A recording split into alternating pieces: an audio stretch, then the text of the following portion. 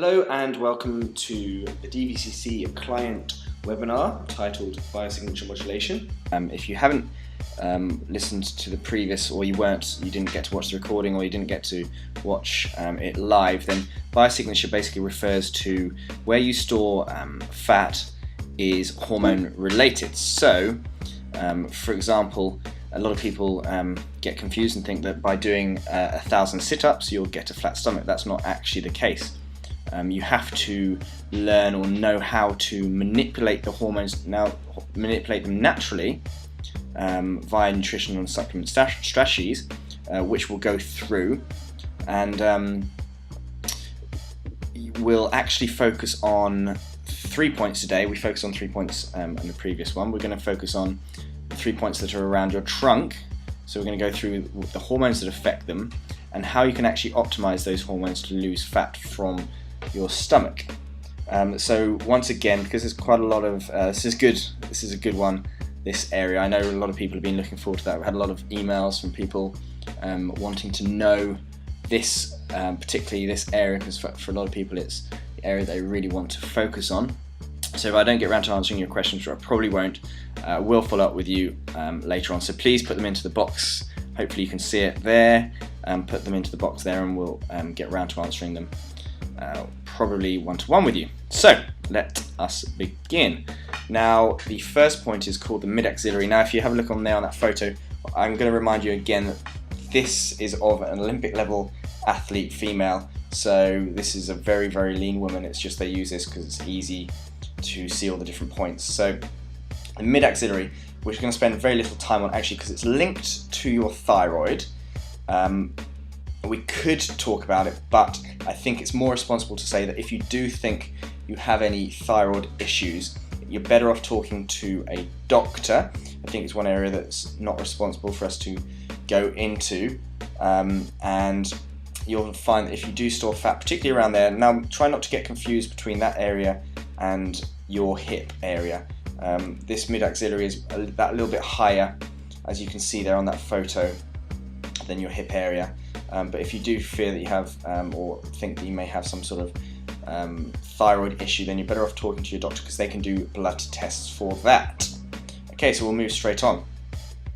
This is the moneymaker. This is what everyone really wants to know. These next 2 points, which the next 2 points we're going to talk about, and we could talk about them for a while, but these ones, now this is suprailiac, basically your hip area.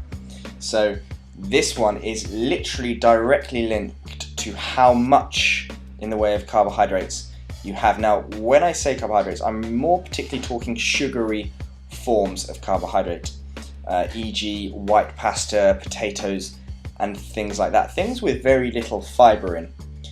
Also pure sugar, obviously having cups of tea with sugar in, then they obviously would contribute.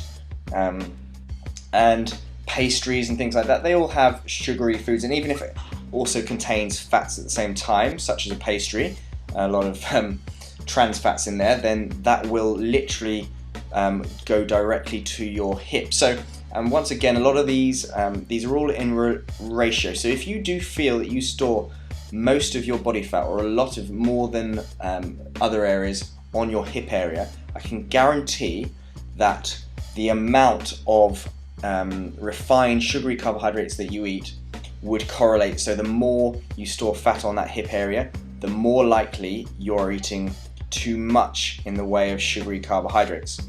Now, it's important to note that don't be as worried about good quality carbohydrates such as sweet potato or things like quinoa, but it is also true that if you were to eat an awful lot of those, even though they're good quality types of carbohydrate, they would still cause you to store fat on that hip area. So you can actually do yourself a favor by trying to limit the amount you have. And one thing that, and I discussed this with quite a few different clients over time, is that I think we have a lot of us have an unrealistic view of what a portion size is.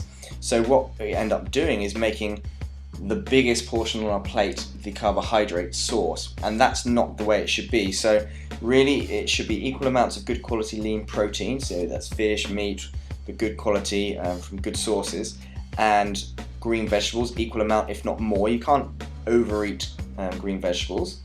And then if you were going to be having some form of good quality carbohydrate, then a small amount of, say, sweet potato, but that amount would be smaller than the amount of protein you've got there. And I think we're so used to basing our whole meal around the carbohydrate that we've kind of lost track of how much we should actually be eating. And it should be it's an interesting point, that there's no known disease to man from a lack of known to man for a lack of carbohydrate, but there is for a lack of protein. So basically you won't get ill if you don't have lots of sugar and refined carbohydrates like that. So there's no need to worry. If you don't have any pasta, it's not going to affect you negatively at all. But it is important to note that you should be making sure that you have a lot of green vegetables. So one of the best strategies to try and decrease the fat on your hip is actually to massively increase the amount of green vegetables you have. So literally, one of the most simple ways is just to double up the amount of green vegetables you're having. And I say green because they're the ones with the fiber in. So not just increasing the amount of carrots or tomatoes you have. They're fine, they're healthy, but when we're talking about trying to lose fat from your hip area, you really want to just be massively increasing the amount of green vegetables, because they're full of fiber, full of nutrients, but they'll regulate your blood sugar as well, and that will only contribute to storing less fat on your hip. And seeing as we're talking about blood sugar, it's another thing to note that if you're going to try and you want to lose fat from your hip area, and you're going to actually try and decrease the amount of refined sugary carbohydrates you have, and if you think you're actually just having too many overall, even if they are better quality ones, then make sure that you are still having enough protein but also good fats, because excuse me, a lot of the time people will cut out carbohydrate, but they won't actually add any good quality fats, and that can actually mean that your blood sugar is negatively affected. So then you end up craving sugary foods anyway, and as a result you'll binge and you'll end up storing more fat on your hips anyway. And it's important as well that this area is all about consistency. So going very little carbohydrate for 3 or 4 days won't have a massive impact. You really want to give yourself at least 2 weeks of really maybe decreasing the amount of refined carbohydrate you have, but massively increasing the amount of green vegetables you have. Then give it 2 weeks of doing that every day consistently. You'll find that makes a really big difference to your hip area. Doing it for a few days on and then having a binge full of sugary or carbohydrates for a day, that won't have much of an impact, so you won't really get to see the benefits. Now I'm going to move on to the umbilical, because these 2 points, the one we just talked about, the suprailiac and umbilical, are really closely related. Now the umbilical, so around your belly button area, is related to cortisol. Now cortisol is your stress hormone, the hormone you produce when typically you are stressed. Now common causes of cortisol or stress are, I've written down there, emotional stress, work stress, family. They all contribute to stress, I'm sure everyone agrees. We also have physical stress, which could be e.g. long steady state cardio, because that can cause stress to you as well. We'll go into a bit more depth on these. Food intolerances, foods that you're not necessarily allergic to, because an allergy is normally quite a severe thing, so your face maybe blows up like a balloon or you get really ill. That's an allergy, but we're talking food intolerances, so they could be things that you don't actually even necessarily realize, or things that you could realize because they give you maybe bad wind or bad stomach, or just make you feel lethargic. But we'll go onto this in a bit more depth, but they don't necessarily have to be the typical unhealthy sort. They could also be ones that you think are healthy. Too much exercise, that can actually cause an increase in cortisol, because actually when you do exercise, you do raise cortisol, which is not a bad thing whilst you're exercising. But if you're doing too much and you're not actually able to drop that cortisol, then that can be a bad thing. We'll go into depth on that. Lack of quality sleep, that can increase the amount of stress your body is under, so the amount of cortisol you have, and not eating regularly. So, solutions, and we'll go into a bit more depth on them. So, emotional, work, family stress, etc. Now, that obviously for a lot of the time is hard to actually avoid, because as much as we want to, we can't just get rid of our family, even when we're in a work environment that's not particularly positive and causes stress. Then it's quite hard to actually get out. But there are little strategies that you can do and have actually been shown to lower your stress levels, because this is about managing your stress levels. And I could go into an awful lot about supplements, and maybe I will do on a later webinar, but I think it's important to go through the more natural solutions there are to these things first, rather than just trying to cover it up with supplements, because supplements can get more expensive, and these are certainly things you can do that actually cost no money. So the gratitude journal, now this one, they've done studies on this, is actually shown to lower stress levels, and that's basically, so you've had a really rubbish day at work, try writing down 5 things that you're grateful for. Now what you'll find is, and what they've proven is that you can't actually have anger and gratitude at the same time. So you can't be angry yet be feeling grateful. So what you do is you'll write down 5 things that you're grateful for and why. So it may be your husband, it might be a child, your son, or whatever. It might be simply that you're actually able to get up and go to work every day. But basically look into your life and look for 5 things that you are grateful for. And if you were to do that every day for 21 days, you'd find that it really changes your mindset massively, so that you're actually focusing on positive things that you're grateful for, rather than looking at things that you're actually that are negative and that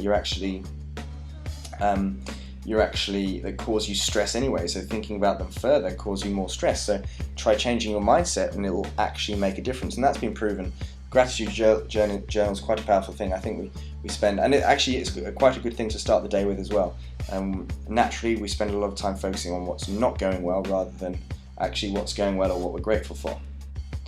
So I would urge you to try that, and just try it once, see how you feel, and then give it a shot and say, look, stay open-minded, and maybe do it for 21 days, and then tell me how you feel. If it sounds a bit kooky, still try it, because unless you've tried it, you can't really offer an opinion on it. So it certainly can't do any harm focusing on what you're grateful for. So it'd be really cool if quite a few people listening to this live, if you were to try that and let me know in 21 days how it actually affected you. So another solution for emotional stress would be the 3 wins. We've spoken about quite a lot, but it really is powerful, and whenever I've asked someone to do it, they've really reported back that it's made a big difference to them. And all guys, all of our team, we all do it every day, and that's writing down the 3 wins at the end of the day that you had that day. So it might be, I exercised in the morning, I ate a great breakfast, I had a lovely conversation with my son. That would be 3 wins. And if you do that at the end of the day, you'll find that it, again, similar to the gratitude journal, but it really focuses you on what went well and what was good that day.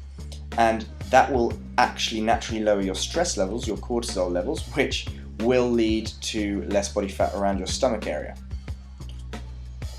Now, training stress, e.g. long steady state cardio. That training does cause an increase in cortisol, which can be a good thing, but after a certain amount of time. Now, ideally, all the studies show that 42 minutes is when testosterone peaks, and from then on it starts to drop, and cortisol starts to carry on increasing. Cortisol as a hormone, it does encourage fat storage, particularly around your stomach, and that's because there's more cortisol receptors around your belly button area. But also it can encourage you to break down muscle tissue, and also makes you acidic as well. So doing lots of long, steady aerobic bouts of exercise do increase this cortisol. So that can be done. It doesn't just have to be going out for a run. You can actually find, if you're using light weights for thousands and thousands of reps, that's actually aerobic training, but you're just doing it with resistance work, with dumbbells. It doesn't have to be just going for a run or sitting on a cross trainer. It can be done in different ways, but it's long, steady state bouts of exercise. So ideally, solution for that is you wouldn't train for more than an hour. An hour is ample. Realistically, if you're training properly, it should, like I said, 42 minutes is optimal. And the thing being that you should be training hard within that time. If you're doing, I mean, there's a few people that can manage a bit more, but ideally, you'd be working super hard for that 42 minutes effectively. Not doing low intensity training, apart from maybe full warm up, but doing interval style training, so which is working hard, having a rest, and then working hard again. And again, like I said, they're not doing cardio with weights, e.g. really light weights that you can just do 1,000 times. And we'll find actually when Mark and I are going to explain more into the way all the routines are written that we actually we've been writing them all now for the last week or so. We've just changed up because we've managed to come up with some really good new formulas and techniques and things.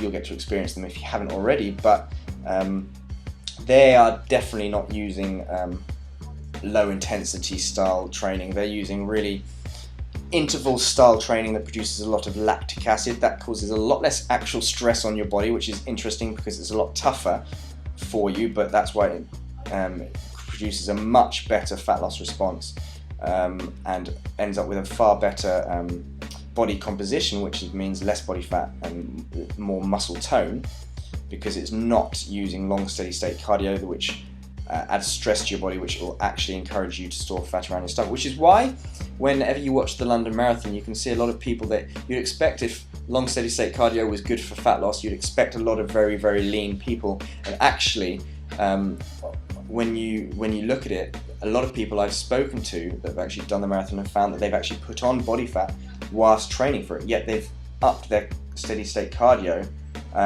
massively, and it actually proves that it doesn't encourage fat loss. It actually encourages you to lose muscle and gain fat, particularly around your stomach. So we'll move on now to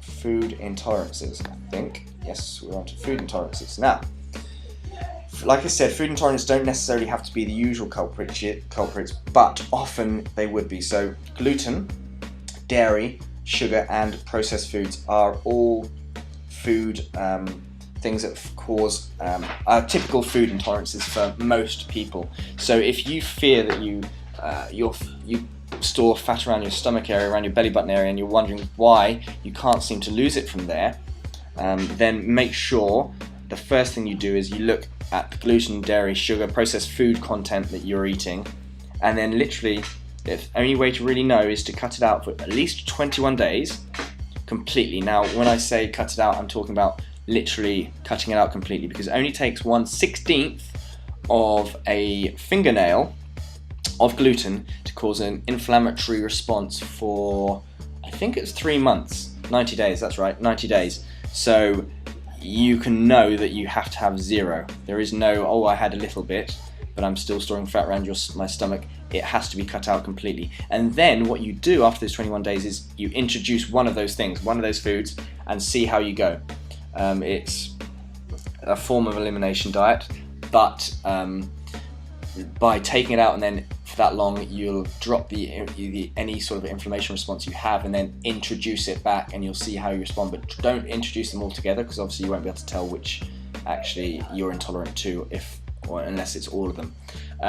Also, good to note that it is possible to be intolerant to healthy foods.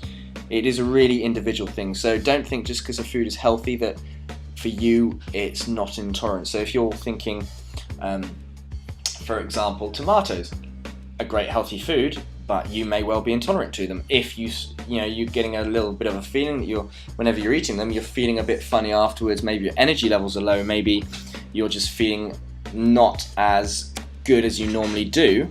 Then it could potentially be tomatoes. So do the exact same thing, cut them out, and then introduce them. Eggs, potentially. I mean, any food. I could list through all foods. It really depends on a number of different factors, genetics, but also how you grew up, what you ate, whether you ate loads of certain things.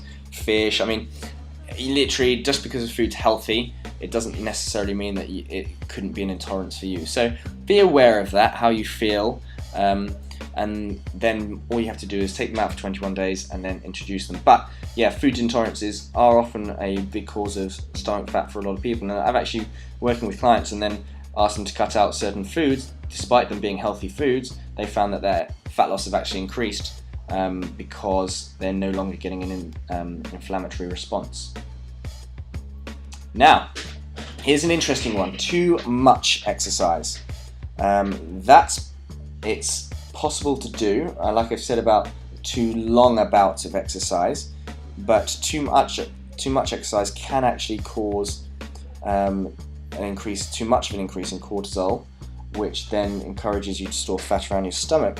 Now, it is important to note that you have to think about your whole lifestyle with this, because you might feel fine when you're doing sessions, but you might actually at the same time also have and I'm talking about a lot of sessions, so I'm talking more than say 5 sessions a week. You might be doing more than that. So if we're talking about people that do more than say 4 or 5 sessions a week, it's an individual thing, so you're not necessarily are, but this is just something to be aware of. If you are finding that you store fat around your belly button area that you can't get rid of, then look at your whole lifestyle, because all those things that I've covered can all contribute. So in and by itself, if you lived like an Olympic athlete, if someone made your food, you had no emotional stress, you didn't have to go to work every day, you could probably train an awful lot more. But we have to be realistic that there's a lot of other things that go on in our lives that all contribute to increasing, that could all contribute to increasing cortisol. So it's important that you make sure that you are recovering correctly, and that means that your body then is able to recover to allow you to work maximally again. So ideally, in an ideal world, if you're wanting to do more in the way of exercise, which I'm not discouraging, I want to make that clear, but if you wanted to do more, the ideal world is that you would split the sessions up. So for example, I've written there, elite athletes will train multiple times in a day rather than all at once. That is the ideal. Now, if you find that you're not storing body fat around your stomach and you're doing a lot of exercise, then that's fine. It's probably not the reason. It's not a problem. But just be aware that if you find you are storing fat around your stomach area more than other areas, it is something to be aware of. Lack of quality sleep. Now, Mark and I talk about this an awful lot, but it is literally one of the easiest ways to slow down fat loss, is not sleeping well. And when we're talking not sleeping well, we'll go more onto this actually when we do some of the lower body sites like the knee and the calf. But it's very important that you do have good quality sleep, so that your head hits the pillow and then you sleep all the way through until you wake up. Now, optimal amount of sleep, it's an individual thing. Now, our body can adapt to anything. So if someone says, oh yeah, I survive on 4 hours sleep, yes, you survive, but we're talking about optimal, and eventually those 4 hours will catch up with you and you'll end up storing fat around your stomach and things like that. And also you won't be recovering, and just general moods and things get affected. So it's important that you do try and aim for, I think, between 7 to 8 hours is optimal from all the research they talk about, and realistic as well for most people. That's important, being realistic for being able to actually live properly, do work and exercise and everything else like that, and spend time with our family. But between 7 and 8 hours. Ideally, we're made to go to bed early and rise early. So, for example, I find for me perfect is to bed at 10, up at 6. That's perfect for me. I mean, if I'm going to get up a bit earlier at 5, then I'll go to bed a little bit earlier, between 9 and 9:30. But obviously that's not always ideal, but I just find for me, it's an individual thing, but earlier, certainly you should be going to bed earlier than 12, ideally before 11 really.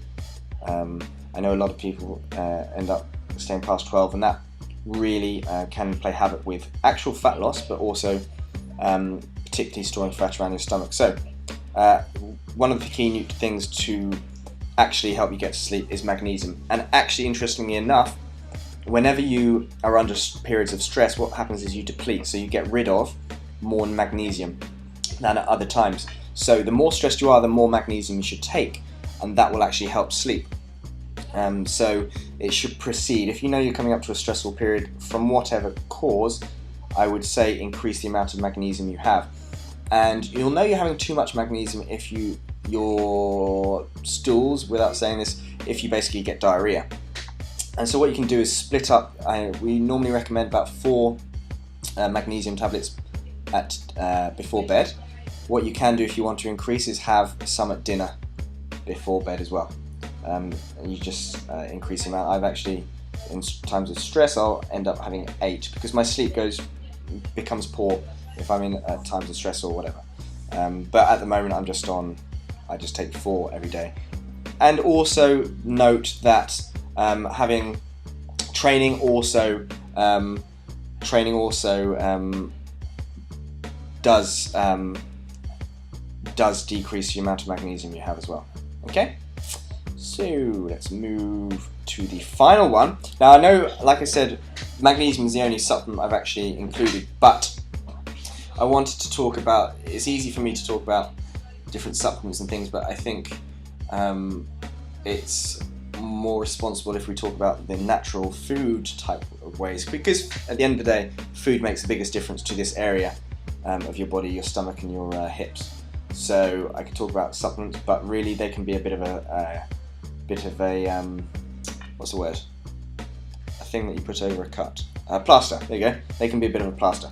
So not eating regularly, which interestingly can cause you to store fat on your stomach area, and actually contributes to your hip as well. So it's something called an insulin cortisol seesaw. So basically, when you don't eat, you'll find you produce cortisol. Now, cortisol will actually get rid of, I'm going to make this simple, but basically empties your blood of sugar. So basically drops your blood sugar.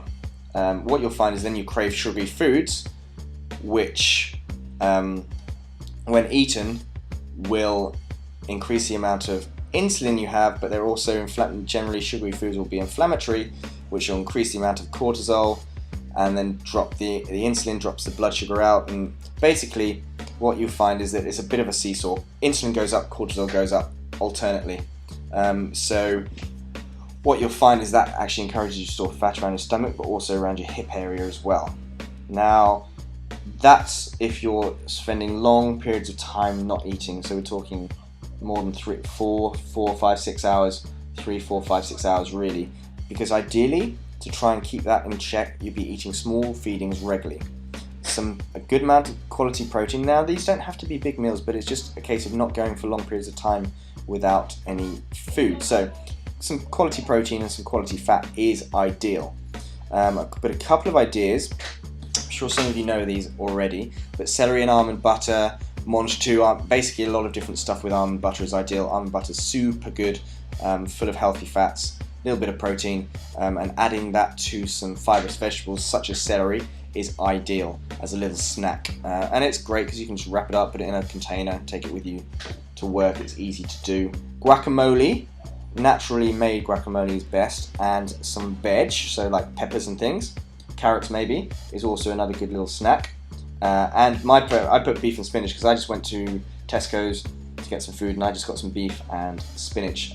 So if you can handle that, then that's perfect as well. So you've got some, and some nuts with that would be ideal. I couldn't find any, so I didn't get any. So some almonds, a few almonds, or maybe some cashews, a few hazelnuts with beef and some spinach is ideal.